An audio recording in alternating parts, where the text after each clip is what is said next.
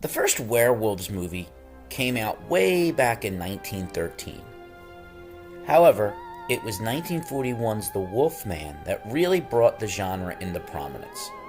Now, there have been a ton of Wolfman or werewolf movies over the years.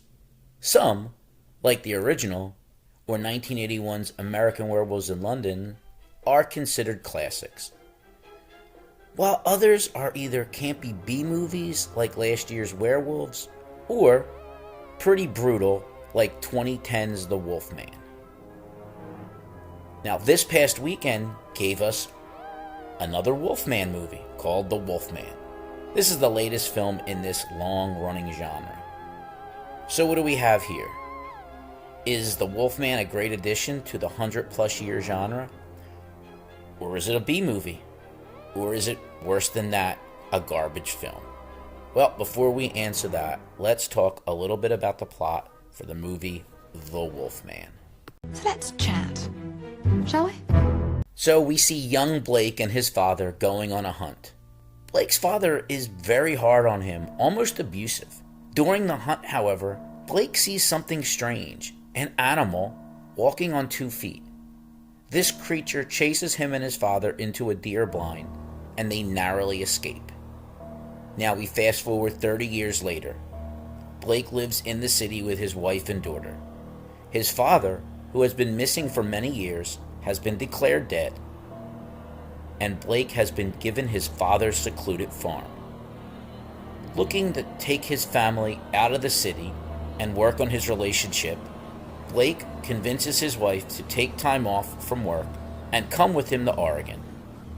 However, when they arrive, Blake and his family are attacked by an unseen animal, and in a desperate escape attempt, barricade themselves inside the father's farmhouse as the creature prowls the perimeter. As the night stretches on, however, Blake begins to behave strangely, transforming into something unrecognizable that soon will jeopardize the life of his wife and daughter. So what works in this film? Well, we get pretty solid performances from Julia Gardner and Chris Abbott. Abbott plays Blake, and Gardner plays his wife Charlotte. Both actors do a good job conveying the fear and desperation of the situation. The practical effects, I always like practical effects. They're pretty good. I enjoyed watching Blake slowly transform from a man into something very different. We get some good camera work in terms of the creature, heightening the fear. And we also get jump scares that actually have a purpose, not just to startle. Perhaps my favorite thing, however, was that we don't only get to see Blake's transformation from the outside, we also get to see it from his perspective, how it looks, feels, and sounds to Blake as he slowly transforms. Scary. What doesn't work here is, despite solid acting from Gardner, her character is very underdeveloped. She's nothing more than the estranged wife who makes some bizarre choices designed to make the rest of the plot happen. And while I did enjoy the practical effects of Blake's transformation, that transformation takes forever. And when it finally does happen, we are practically at the end of the story. And speaking of the story, I feel there was so much more that we could have seen or learned. But it's just very underdeveloped.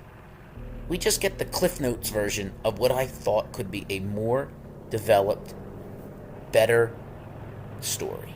So, this movie, it's not as bad as the 2010 version. It's not as campy as last year's Werewolves, but it's nowhere near as good as the original or Werewolves in London. The Wolfman is a solid but unspectacular monster movie. It has some good scares, some good effects, some good camera work, some good performances, but really nothing spectacular. It's worth seeing if you like werewolf or Wolfman movies, but it's best left to streaming. I liked it, but I didn't love it. It's decent. Well, that's all I got for you this week. Tune in next week where I give you my thoughts and feelings on whatever I've seen.